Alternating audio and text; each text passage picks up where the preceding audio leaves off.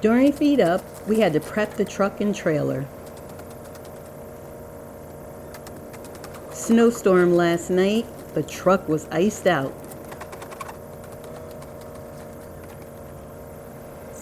Opened the hood to break the ice, big mistake.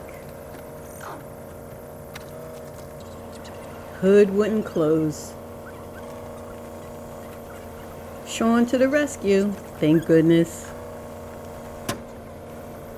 Now I have to deal with these panels. Animals need the space.